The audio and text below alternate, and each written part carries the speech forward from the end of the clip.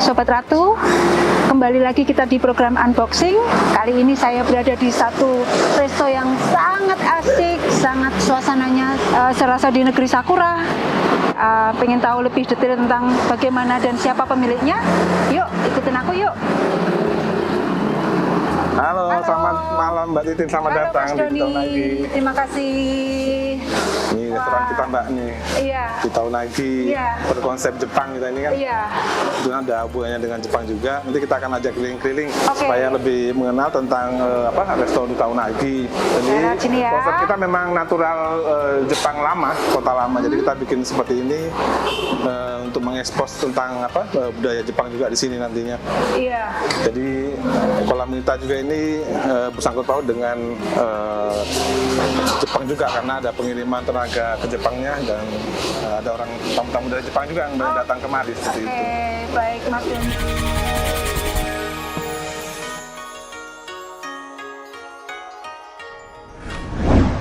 Iya, Mas. Ada tempat yang sangat santai, nuansanya ada gazebo-gazebonya, ada kolam ikannya. Iya. Ini idenya gimana sih, Mas? Idenya memang kalau di Jepang kita bicara tentang naturalisme ya Mbak. Jadi orang mungkin juga sudah jenuh tentang gedung di mana mereka pengen kebebasan. Ini kita tampilkan konsep alam. Jadi yang pengen di gazebo dengan keluarganya menikmati santai alam, ada kolamnya, ada batu, ada kayu, ada air, ikan dan sebagainya untuk menambah keharmonisan alam nanti tadi. Jadi kita bisa menikmati pemandangan bersama dengan hidangannya seperti itu. Oke, semua bisa keluarga bisa keluarga ngumpul. ya. Betul sekali Mbak. Dan kita siapkan juga ke depannya untuk bisa melaksanakan pernikahan outdoor di sini secara terbuka, dalam terbuka gitu dengan konsep Jepang Indonesia tadi seperti itu. Iya, bisa sampai berapa ya luasnya? Bisa sampai Ini kurang lebih 3.000 meter persegi Mbak, lebih sedikit. Dia ada bambunya, ada konsep Jepangnya. Iya. Ini ikan-ikannya ikan apa nih, Mas? Ini ikan nila Mbak, nila Ini merah. memang untuk dibudidaya? Ya dibudidayakan, kita konsumsi nanti karena mudah berkembang biak, nanti anak-anaknya juga kita lepas lagi ke alam di Kali Pingka seperti itu. Oh, gitu Untuk ya. membantu budidaya pelestarian alam juga supaya ikan semakin banyak juga di kali seperti itu. Oke, Sobat Ratu, kita tadi udah keliling ke resto yang dikelola oleh Mas Doni Nobridwianto. Asik kan? Nah, kita akan ngobrol lebih detail lagi tentang apa aja sih usaha beliau. Sebenarnya ini tuh baru satu dari sekian usaha yang dirintis oleh Mas Doni. Dan yang saya tahu semuanya setidaknya ada 3 usaha yang itu ujung-ujungnya Jepang. Benar ya, Mas? Ya, betul sekali Mbak. Kita ada hubungannya dengan Jepang, mulai dari kita punya sekolah bahasa Jepang yang kita juga mempunyai izin sending pengiriman tenaga magang kerja ke Jepang. Jadi kita bekerjasama dengan sekolah-sekolah dan kampus-kampus yang dimana lulusannya nanti akan kita ajar bahasa Jepang dan keahlian sesuai dengan yang dibutuhkan oleh Jepang, Mbak. Nanti setelah mereka lulus ujiannya, kita masukkan daftar wawancara, nanti usernya dari Jepang akan datang ke Tulungagung untuk melakukan wawancara langsung dengan siswanya. Oke. Nah, bagi yang terima nanti akan kita kirim ke Jepang seperti itu. Oke, namanya Duta Mandiri Indonesia. Iya, betul sekali Mbak. Itu udah dari tahun berapa, Mas? Dari tahun 2018 kita mulai beli LPK-nya, kemudian izin pengiriman sending organisernya ke Jepangnya mulai tahun 2019 bulan Mei. Oke, berarti 18 sampai sekarang sudah. Sudah 4 tahun lebih kita bergerak ya seperti itu. Ini yang satu usaha. Satu usahanya, salah Berikutnya satunya. ada lagi. Keduanya kita punya berinovasi lagi ke depannya di restoran Duta Unagi. Resto di tahun lagi Iya, yang kita betul, bilang Mbak. tadi ya. Iya. Kalau yang ini masih soft opening. Masih soft opening Mbak. Sekarang kita menampung saran-saran dan masukan dari customer yang datang ke restoran lagi, yang itu yang kita akan perbaiki ke depannya seperti itu supaya lebih baik lagi. Dan satu lagi, beliau ini ternyata pembudidaya sekaligus eksportir untuk ikan sidap. Ya betul sekali Mbak. Kalau itu saya dari tahun 2014 kebetulan pulang dari Jepang, saya merasa itu ada suatu peluang yang bagus untuk kita ekspor ke Jepang karena ikan ini kan semakin langka. Dalam arti di Jepang pun sudah mulai penangkapannya sudah mulai dilarang. Nah kebetulan ikan itu banyak sekali di Indonesia. Jadi saya anggap suatu kesempatan yang jika kita bisa membudidayakan dengan baik, bisa kita ekspor ke Jepang seperti itu. Itu awalnya Mbak. Itu awalnya. Oke, udah jelas 3 usaha ya teman-teman yang kita mau eksplor lebih dalam lagi. Mas, gini deh, ujung-ujungnya Jepang. Ini pasti ada fase hidup Mas Doni yang sangat melekat dengan Jepang. Oh iya, betul sekali Mbak. Waktu itu habis kuliah 98, lalu 2000. Tahun 2000 akhir Desember tahun 2000 itu saya awal mula berangkat ke Jepang Mbak, magang perusahaan selama 3 tahun di Jepang. Kemudian saya balik Indonesia, kemudian saya mengajukan lamaran di Jepang, dipanggil sama perusahaan yang lama. Akhirnya saya berangkat lagi sampai 2014 Mbak. Tapi di tahun 5 tahun terakhir sebelum saya pulang ke Indonesia, kebetulan peraturan dari Jepang itu harus melalui outsourcing untuk masuk ke perusahaan itu. Akhirnya sama perusahaan saya dibuatkan perusahaan pendamping outsourcingnya. Kebetulan saya dipilihkan sebagai direkturnya di situ. Makanya saya mengenal betul beberapa banyak perusahaan yang saya lobby untuk bisa memasukkan karyawan kami ke perusahaan tersebut seperti itu. Mas Doni ini udah, jauh ceritanya Mas, tapi diundur-undur lagi ya Mas. Gak apa-apa Mbak. Oke. Waktu itu gini, kenapa pilihannya Jepang? Karena Jepang saat itu memang sangat menarik. Saya juga pengen mengetahui lebih banyak tentang Jepang karena teknologinya, cara etos kerjanya itu sangat disiplin sekali. Dan kalau kita tahu kan sama ini elektronik, mobil dan sebagainya itu dari Jepang semua. Seperti apa sih mereka kok bisa sampai bisa seperti itu kan gitu. Jadi saya penasaran sekali pengen mengambil ilmunya lah seperti apa cara etos kerjanya yang akan kemudian saya bawa ke Indonesia, yang akan saya terapkan di Indonesia seperti itu. Setelah 14 tahun ya Mas? Iya betul Mbak. 14 tahun di Jepang, Mas Doni ada semacam ini nggak Mas, nilai-nilai budaya ya, mungkin etos kerjanya, mungkin hubungan sosialnya itu yang begitu melekat dan kemudian berpengaruh kepada pola hidup Mas Doni. Oh iya, betul sekali Mbak. Karena Jepang kalau kita tahu kan orang yang sangat disiplin, apalagi dengan waktu. Jadi ketika kita janjian jam 10 ya sebelum jam 10 kita sudah harus ada di tempat seperti itu. Dan budaya antrinya kalau kita lihat kemana-mana tuh mau naik bis, naik kereta semua ada antri. Nah, karena mereka menyenangi budaya antri supaya tidak terjadi perselisihan di situ dan budaya saling memaafkannya. Ketika kerjanya jam kerja mereka bekerja, jam istirahat mereka beristirahat, itu sangat bertanggung jawab semuanya gitu Mbak. Nah itu yang saya bilang sangat bagus ketika itu diterapkan nanti di Indonesia seperti itu. Itu kemudian akhirnya melekat untuk menjalankan usaha yang sekarang. Iya betul Mbak. Karena saya menganggap ketika di Jepang itu makanya banyak sekali peluang-peluang kerja juga. Makanya ketika pulang Indonesia pun saya bersinyatir untuk buka lembaga pendidikan bahasa Jepang karena memang Jepang sangat membutuhkan sekali tenaga kerja untuk bekerja di Jepang karena tadi itu sudah jarangnya orang mau menikah pun jarang mau punya anak dan alhamdulillah umur hidup orang Jepang itu sangat tinggi rata-rata di atas 110, 120 seperti itu. Jadi kalau kita lihat ke pabrik-pabrik, ke industri itu banyak sekali rekanan kerja kita yang usianya udah 80 seperti itu. Oke, Mas Doni. Iya Mbak. Berada di Jepang sekian lama, tapi di awal-awal pasti ada dong kayak semacam culture shock-nya yang beda banget sama Indonesia. Apakah itu? Ada itu Mbak. Itu yang saya bikin shock itu orang Jepang itu ketika bekerja dia sangat bertanggung jawab di kerjaannya tersebut. Misalkan begini, ketika ada suatu alat yang bahan yang dibuat sama Jepangnya, pekerja Jepangnya itu, ketika ada salah mereka ikut memikirkan sampai salah segitu. Jadi mereka ikut memikirkannya sampai menanyakan ke pengawasnya dan sampai dia mengetahui barang itu sampai kenapa bisa jadi begini. Kalau sampai dia bahkan nggak bisa tidur. Kalau memang mesin itu rusak dia bahkan nungguin sampai mesin itu jadi seperti itu. Tanggung jawabnya Jepang. Ya. Makanya hasil produk yang dibikin oleh perusahaan Jepang itu rata-rata kualitinya betul-betul bisa dipertanggungjawabkan dijawabkan karena tadi. Jadi barang yang salah ya salah, buang ya buang. Jadi nggak ada barang yang ini masih bisa diakalin, nggak ada. Ya, itu bikin kita shock. Jadi kalau kita lihat di pabrik itu banyak sekali barang yang terbuang karena adanya cacat sikletnya langsung dibuang seperti itu. Itu yang bikin kita kaget itu. Itu di budaya kerja nih. Iya, budaya kerjanya. Kalau yang kehidupan sosialnya, hidup sosialnya, pergaulannya itu kalau kita lihat di Jepang itu yang kita biasa serobot-serobotan di Indonesia sampai sana itu sama sekali kita nggak akan nemui. Ada mobil nyalip-nyalip juga kita nggak ada, ya kan. Kalau yang lebih shock lagi itu ketika jalan kita mau nyebrang tuh Mbak, di lampu merah, cukup angkat tangan hijau tuh semua mobil kanan kiri pasti berhenti. Kalau di sini kita waduh berangkat tangan sampai kita teriak pun nggak ada mobil mau berhenti tuh Mbak. Ya, itu herannya kita di sana. Jadi kayaknya budaya itu yang perlu kita tetapkan di Indonesia tuh Mbak. Pasti asik banget ya guys kalau kita hidup di Jepang. Terus itu yang pertama ya, keduanya juga nggak ada perbedaan status antara bosnya dengan pekerja, jadi sama.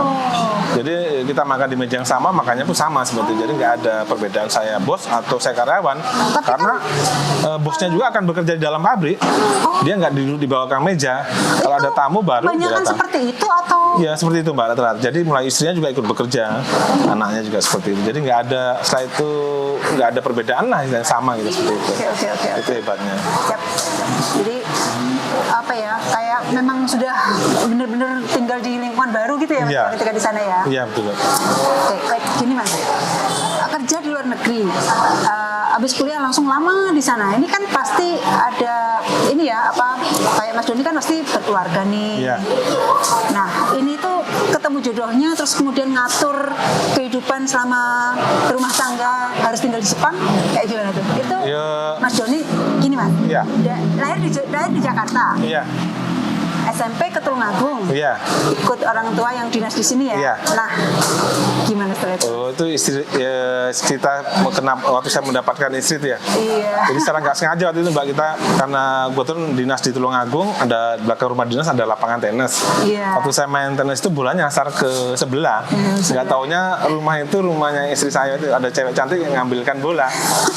Nah ternyata ada cewek cantik ngambil bola ini. Nah, akhirnya dengan modus alibi main tenis saya sering nyasar ke sana bolanya Sering Mbak. aja ya Mas. Sering nasarin ke tetangga sebelah. Ya, akhirnya mungkin karena sering diambilin, akhirnya ya itu nggak taunya sampai sekarang keterusannya Mbak. Oh gitu ya. Iya.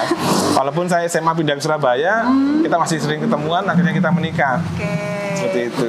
Jadi seperti itulah akhirnya tinggal di Tulungagung. Iya, tinggal di Tulungagung. Oke, jadi kayak gitu ya. Jadi maksudnya gini Mas Doni, jadi biar teman-teman Sobat Ratu ini juga tahu ya gimana suka dukanya kalau misalkan harus stay di luar negeri, sementara harus juga ngurus keluarga. Nah, itu akhirnya ketika Mas Doni tinggal di Jepang, istri, anak-anak? Istri sementara di Indonesia waktu itu. Terus akhirnya kita ajak juga ke Jepang seperti itu Mbak. Jadi kebetulan di Jepang itu banyak sekali juga orang-orang Indonesia yang tinggal di sana. Nah, banyak juga yang istrinya juga pengen bekerja. Akhirnya anaknya dititipkan di rumah. Jadi istri saya juga membantu merawat anaknya teman-teman yang bekerja tadi. Kalian ngajarin baca tulis Al-Quran seperti itu, ngaji seperti itu. Itu sampai tahun berapa Mas? Tahun 2014 saya terakhir Mbak. Iya. Jadi sampai terakhir istri juga stay di. Oh enggak, istri pulang duluan. Cuma habis itu kan saya tiap tahun pulang Mbak, seperti itu. Mas, kan sudah enjoy di Jepang tuh. Udah mungkin kita tahu kan penghasilannya pasti juga tinggi ya daripada di Indonesia. Akhirnya memutuskan kembali ke Indonesia. Nah, saya memutuskan karena keluarga saya juga kan di Indonesia. Jadi saya menganggap tuh saya juga akan kembali ke Indonesia. Makanya melihat tahun 2014 itu ada peluang untuk usaha ikan sidat tadi, karena kebetulan dari pemerintah kan sudah nggak boleh tuh Mbak ngirim bibit sidat ke Jepang, bibit ikan sidatnya. Bibitnya yang nggak boleh. Ya, akhirnya diharuskan pemerintah tuh yang berusia yang sudah mempunyai bobot 150 gram ke atas baru boleh dikirim ke Jepang seperti itu. Dan harganya kan luar biasa, semakin tahun semakin naik. Nah ini merupakan suatu peluang besar, apalagi di Tulungagung dan sekitar juga banyak sekali muara dengan pertemuan antara air laut dengan air tawar itu yang banyak terdapat bibit ikan sidat. Nah, akhirnya saya pulang ke Tulungagung mencoba budidaya ikan sidat itu seperti itu Mbak. Selama kurang lebih 2 2-3 tahun saya jatuh bangun karena nggak punya ilmunya kan, karena otodidak seperti itu.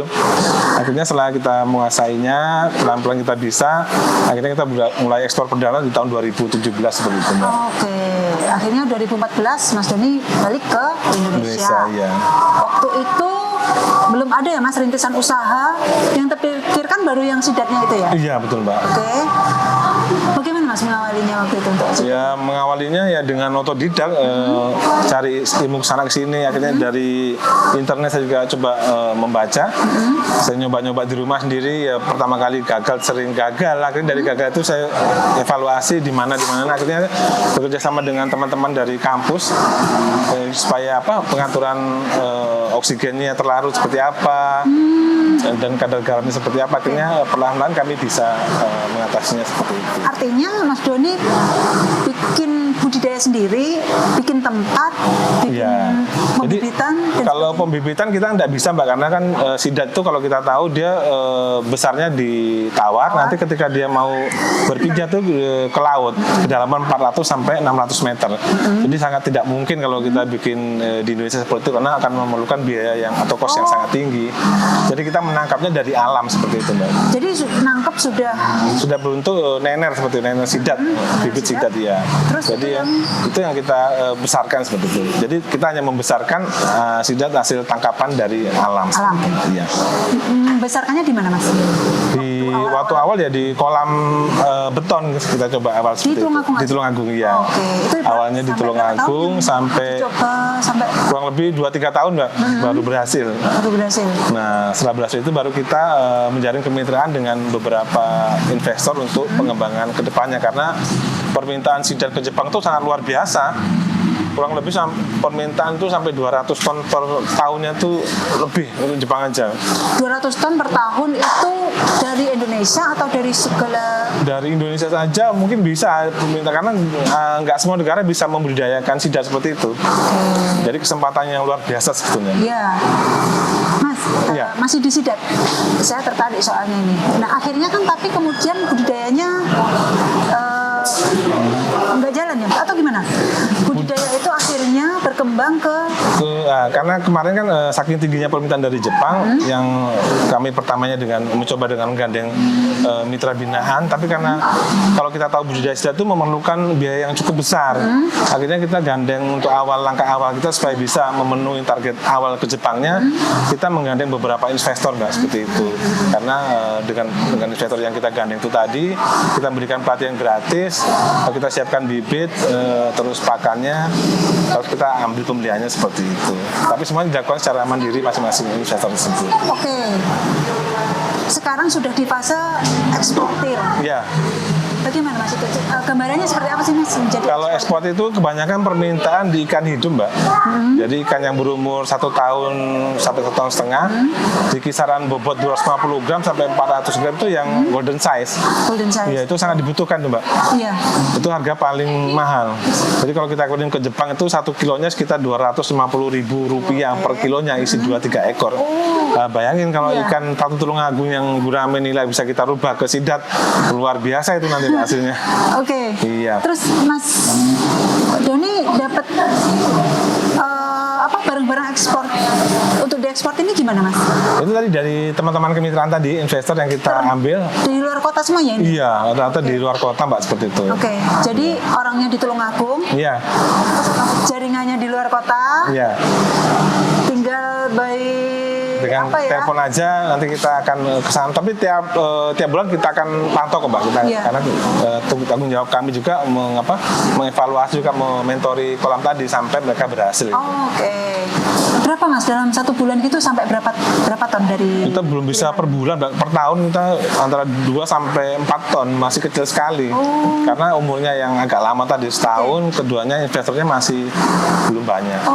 Tapi kedepannya kita harap bisa gandeng stakeholder terkait untuk bisa meningkatkan jumlah ekspor kita seperti itu. Mas, artinya mungkin kan dalam satu bulan bisa berapa kali pengiriman gitu ya? Ya sebetulnya kalau ada ikan berapa banyak pun tetap diserap oleh pasar seperti itu, Mbak. Iya. Iya, cuma karena keterbatasan kami dalam pembudidayaan tadi, akhirnya nggak bisa memenuhi kota tersebut. Makanya kedepannya kita ingin menggandeng juga masyarakat sekitar dengan kelompok tani bekerja sama dengan kelompok tani untuk bisa memenuhi kebutuhan Jepang tadi seperti itu. Itu memungkinkan nggak Mas untuk dilakukan di Tulungagung? Memungkinkan sekali karena di Tulungagung kita lihat banyak sekali kolam di Tulungagung. Kalau nggak salah Tulungagung termasuk kota terbesar nomor 2 penghasil ikan air tawar terbesar di Indonesia, Mbak. Itu satu kesempatan besar menurut saya. Tinggal bagaimana kita sinergikan supaya nanti bisa menggandeng mereka untuk bekerja sama dalam pembudidayaan ikan sidat tadi. Mas, bisa Ya. mensinergikan. Berarti kan Mas Doni memerlukan satu kolaborasi dengan mungkin siapa nih? Iya. Nanti siapa tahu ada yang Iya. beliau-beliau Sobat Ratu yang ada di dinas-dinas atau Iya. di mana bisa mendengarkan nih.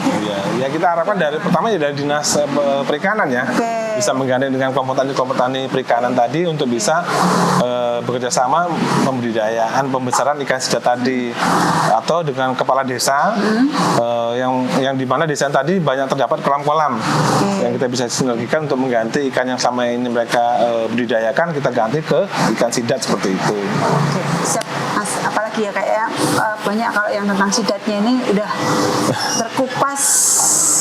Iya. Atau mungkin masih ada rahasia besar lagi di balik sidat, Mas. Oh ya, kalau kita lihat kandungan sidat itu kan, kalau bisa orang Indonesia juga makan sidat, karena kandungan sidat itu kalau satu ekor sidat itu seperti kita minum susu 20 liter. Satu ekor Yang kayak 150 gram. Kalau saya baca tuh kayak vitamin A, B-nya tinggi. Iya, gitu terus ya, Mas? DH, EPA-nya untuk otak itu sangat baik, 2 kalinya salmon. Makanya sampai di Jepang itu ada unagihi. Jadi tiap satu hari itu orang Jepang makan unagi. Makanya kebutuhan unagi Jepang itu sangat besar sekali seperti itu. Jadi Atau mungkin kalau orang Indonesia sama belut beda ya, Mas? Iya, belut sangat beda, Mbak. Kalau sidat tuh dia nggak mau air yang kotor, maunya air yang bersih, karena dia butuh oksigen tinggi. Tapi kalau belut, dia oksigen rendah pun mampu, di lumpur mampu seperti itu. Oke, Mas. Atau mungkin kalau misalkan ada nelayan tuh kadang mereka juga menjaring sidat ya. Kita tuh Iya. nggak tahu. Yang di pasar itu kita nggak pernah ngerti. Di pasar tuh kalau di Tulungagung, Jawa Timur tuh biasanya dibilang oling. Oling apa gateng apa gitu ya, kalau nggak salah itu. Iya. Seperti itu ya. Cuma karena mereka takut, katanya dulu kayak ikan siluman atau ikan gimana gitu kan. Jadi masih ada image-nya tuh kalau makan itu kualat seperti itu. Jadi gitu. banyak yang takut makan ikan sidat seperti itu. Memang kan ikannya sendiri kayak semacam kayak predator gitu ya, Mas? Agak kalau dibilang galak ya galak, tapi enggak sebetulnya kan kalau budidaya seperti itu. Oke, Sobat Ratu, artinya bahwa potensi untuk budidaya sidat ini sangat terbuka besar bagi masyarakat Tulungagung. Tinggal nanti bagaimana kita bisa konsultasi dengan beliau ini yang sudah membudidayakan dan sudah eksporter langsung ke sana. Ini yang pertama kita obrolin tentang sidat. Ya, oke, sekarang kita lanjut untuk yang apa ini, Mas? Unagi dulu, Duta Unagi. Oh, Resto Duta Unagi. Resto Iya. Duta Unagi. Jadi Resto Duta Unagi ini teman-teman sebenarnya unagi ini nama lain dari sidat. Iya, betul. Ya? Jadi sidat itu kalau bahasa Jepangnya unagi. Iya. Terus kenapa nanti ada dutanya nih? Duta supaya kita sebagai duta bangsa juga untuk memulai ekspor unagi juga seperti itu. Jadi usaha kita dimulai dengan nama duta seperti itu. Ya, dua-duanya ada nama dutanya. Iya. Baik, Mas Doni, cerita lagi tentang tadi kita sebenarnya sudah keliling ya, sekilas sudah lihat betapa luasnya tempat ini, betapa asiknya. Ini konsepnya berapa lama, Mas? Mikirin sampai kemudian jadi seperti ini? Kurang lebih hampir 8 bulan, setahun lah, Mbak, baru jadi nih. Itu dari yang konsepnya di pikiran aja itu ngen-ngennya. Angan-angannya itu sekitar 3-4 bulan, Mbak. Jadi kita terapin pelan-pelan, ada perubahan ini, kita tambah, akhirnya jadi seperti inilah. Seperti itu memang. Terus kenapa resto kuliner? Karena dari awal juga hobi masak gitu Mbak. Kebetulan saya juga hobi masak, hobi bercocok tanam, perikanan juga. Akhirnya sekalian menyalurkan hobi. Nah kebetulan ini juga menganggap satu peluang. Karena kebetulan banyak tamu-tamu di Jepang juga daripada kita kebingungan tempat kan, buat komunitas juga ngumpul. Akhirnya saya buatkan ini sebagai rumah komunitas lah istilahnya Mbak. Jadi semua orang bisa pakai acara di sini seperti itu. Iya. Makanya disiapin tempatnya itu yang spot-spotnya juga variasi ya. Variasi. Apa aja yang ditawarkan di Unagi yang bisa dinikmati Jadi masyarakat? kita tawarkan ke masyarakat itu, masyarakat bisa mengadakan misalkan mau pernikahan di sini juga bisa, mengadakan rapat, arisan atau ada pengajian pun bisa. Jadi kita tawarkan memang untuk serba multiguna. Jadi semua bisa dipergunakan di sini. Termasuk nanti akan ada pelatihan perikanan juga di sini. Mungkin kedepannya teman-teman dari komunitas pengen mengadakan pameran di sini juga kami siapkan fasilitasnya seperti itu. Buat teman-teman komunitas, Sobat Ratu ya, satu datang ke sini bisa memanfaatkan lokasinya, bisa memanfaatkan suasananya, bisa ngobrol-ngobrol diskusi di sini, ataupun bisa apa ya Mas? Tampil ya. Iya, betul sekali Mbak. Karena ya. banyak sekali juga kebetulan tamu-tamu kami dari Jepang, dari luar negeri pun yang ke sini sekalian berkunjung, kita bicara bisnis ini bisa juga teman-teman UMKM menawarkan produknya, misalkan mau dipajang di sini yang akan kita tawarkan ke tamu-tamu yang datang, termasuk teman-teman dari kementerian, dari teman-teman dari pelaku usaha lainnya seperti itu. Siapa tahu kedepannya bisa bekerja sama untuk ekspor ke luar negeri dan sebagainya. Karena kan kalau kita tahu banyak sekali orang yang Tulungagung, khususnya orang Indonesia pada umumnya itu kan banyak yang bekerja di Jepang, luar negeri. Nah ini kesempatan bagi kita untuk mengekspor UMKM kita ke luar negeri yang sebagai pembelinya ya tadi masyarakat kita Indonesia yang ada di luar negeri tadi Mbak. Kan otomatis mereka juga akan kangen dengan makanan atau masakan Indonesia seperti itu. Nah sebagai duta Tulungagung. Saya bingung ngomongnya karena saking banyak. Iya. Jadi ada space juga di sini bagi teman-teman pelaku UMKM. Silakan ya kalau misalkan mau istilahnya apa Mas ya? Mau nitip ya mau sharing dengan kami bantukan pemasaran dan seperti itu. Juga kami mengharapkan kita bangun Tulungagung bersama-sama, termasuk adik-adik yang pengen mencari ilmu atau mencari modal untuk bekerja ke Jepang, kami siap membantu masyarakat Tulungagung supaya kita bisa bersinergi membantu membuat atau membangun Tulungagung lebih baik ke depannya, menjadi seorang banyak sekali pengusaha muda yang kita cetak ke depannya. Seperti itu impian saya Mbak. Mas, kalau yang Unagi ini kita tahu ya kemarin kan pandemi, kita nggak bisa kayak bersosialisasi untuk bisa datang-datang ke resto dan sebagainya. Tapi ini memang lahir di waktu pandemi ya Mas? Iya betul sekali Mbak. Karena kenapa saya bikin usahanya di pandemi, karena ketika pandemi itu kesempatan kita untuk membangun sebetulnya. Karena ketika pandemi pasti pandemi akan berakhir. Nah pada saat pandemi akan berakhir itu mereka membutuhkan tempat untuk menyalurkan tadi, butuh refreshing karena ketakutannya dengan pandemi. Nah akhirnya kita bikinlah rumah makan Duta Unagi ini seperti itu Mbak. Jadi intinya ketakutan atau kekhawatiran di pandemi itu justru menjadi peluang bagi beliau. Iya. Betul sekali Mbak. Itu satu kesempatan. Yang lain takut Mas, mungkin takut berinvestasi seperti itu ya. Ya, tapi bagi Mas Doni ini sebenarnya peluang untuk step berikutnya. Iya betul sekali Mbak. Orang sudah jenuh di rumah kan butuh tempat refreshing. Ke gedung juga orang takut. Kalau ruang terbuka gini kan corona mungkin kelibas sama angin seperti itu. Jadi kan mereka bisa leluasa nyantai seperti bisa jalan-jalan, olahraga, menikmati hawa yang segar. Nah, tapi yang awam nggak sense of bisnisnya nggak tajam Mas Doni nggak kepikiran ke situ. Jadi semuanya peluang Mbak. Semua peluang. Baik Mas Doni, kemudian yang ketiga masih ada satu lagi usahanya itu Duta Mandiri Duta Mandiri Indonesia. Itu ya. DMI. Ini adalah lembaga kursus bahasa Jepang awalnya Mbak. Tapi di tahun 2019 bulan 5 itu bulan Mei kami mendapatkan izin dari Kementerian Tenaga Kerja dari Binalatas, izin Binalatas untuk pengiriman tenaga magang kerja ke Jepang. Jadi nanti bagi adik-adik di Tulungagung yang lulusan SMA, SMK atau kuliah yang kesulitan mencari kerja, kami membuka lowongan kerja sebanyak-banyaknya untuk bisa bekerja ke Jepang. Akan kami bantu adik-adik untuk bisa bekerja ke Jepang. Karena Jepang itu kan selain nanti mindsetnya bisa berubah, gaji yang terima pun adik-adik akan luar biasa Mbak. 5 kalinya UMR Jepang, itu pun masih magang. Magang? Iya. 5 kali UMR-nya Jepang? 5 kali UMR di Jakarta Mas ya. Jakarta. Iya. Mas, siapapun akan dibantu. Iya. Tapi sebagian masyarakat nih, teman-teman sobat Ratu kan pasti tahu ya, misalkan mau berangkat ke luar negeri atau ini biayanya besar. Di sini nanti kami akan mengeluarkan dana talangan tanpa bunga, tanpa jaminan, Mbak. Bagi Bisa, memang bagi masyarakat tidak mampu seperti itu. Jadi nanti mereka akan membayarnya ketika mereka sudah bekerja di Jepang tanpa potong gaji. Artinya Iya. nggak punya uang pun bisa. Bisa. Dengan catatan tadi ada surat keterangan tidak mampu dari desa. Oke. Nanti membayarnya mereka ketika sudah bekerja di Jepang di bulan ketiga tanpa potong gaji. Maksudnya tanpa potong gaji, gaji nggak kita potong, tapi gaji tetap dari perusahaan ke siswa. Nanti siswa yang membayar ke kami seperti itu. Oh gitu. Ya, jadi transparansinya jelas. Tidak ada pemotongan yang tidak diketahui oleh siswa seperti itu. Jadi sesuai dengan jumlah utang, jumlah talangan yang dipinjam sama siswa tadi. Kalau usaha ketiga ini pasti juga ada misi sosialnya ya Mas, sesuai tadi Ya, nama betul. dutanya tadi. Nah, Ya. apa itu Mas? Ya, misalnya itu tadi kita ingin membantu merubah perekonomian masyarakat Tulungagung tadi.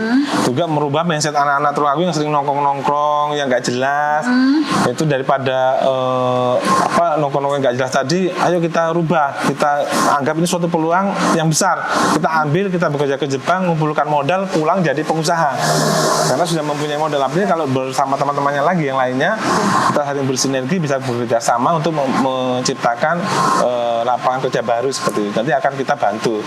Jadi salah satu tugasnya Duta Mandiri Indonesia bukan hanya mengajar, memberangkatkan saja, tapi ketika mereka pulang kita akan melatih mereka mau apa dengan uang yang ada. Makanya kita punya divisi bisnis, termasuk ini yang misalkan ada seperti ini tadi, kolam ikan, mau ekspor sidat atau mau bikin pertanian, itu kita sudah punya mitra bisnis seperti itu.